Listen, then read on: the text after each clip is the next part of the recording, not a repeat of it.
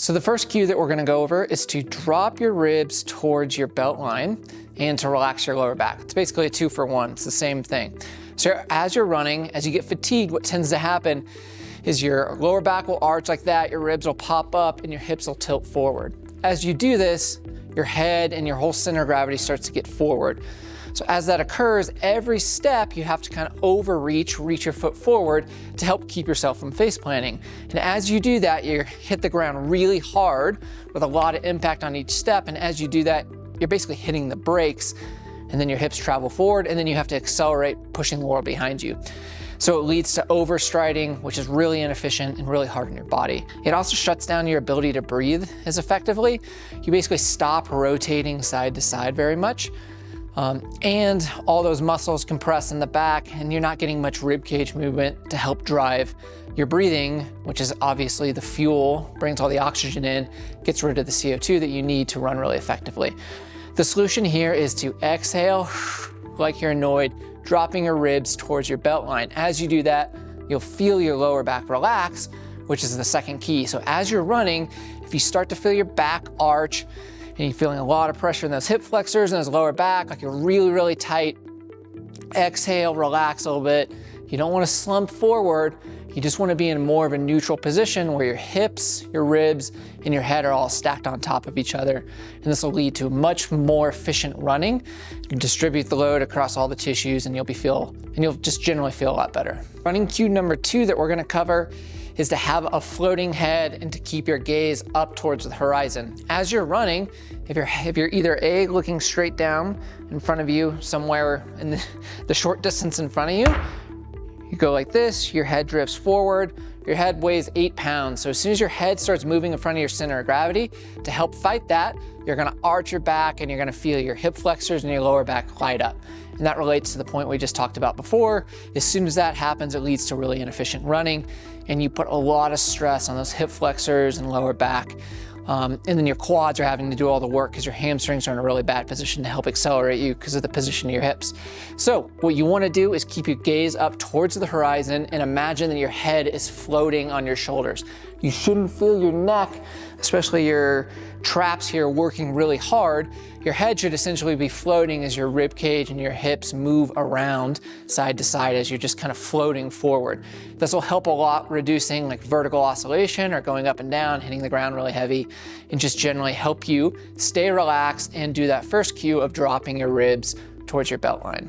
So once you have your head, your gaze is up, head is floating on your shoulders, you've dropped your ribs towards your belt line, you're feeling nice and relaxed. The next cue you want to work on is as you land is trying to push the world behind you. Most people when they're running, as I talked about, especially when you overstride, in other words, you're taking too few steps per minute and you're really reaching out in front of you, is you're hitting the brakes, your hips are floating over your foot, and then you're just giving this little baby pull back. Instead, you want to think of your foot landing underneath you, and then you want to push the world behind you. So you want to pull back like this. This engages the hamstrings a lot more, as well as the quads, which just helps distribute that running load a little bit more. It helps keep your hips in a good position so they can actually do the work, and that by really pushing the world behind you, by the time you recycle your leg and bring it back up, your foot will land naturally right underneath you, which is what you want to avoid overstriding. So the fourth cue is going to be to have quiet feet.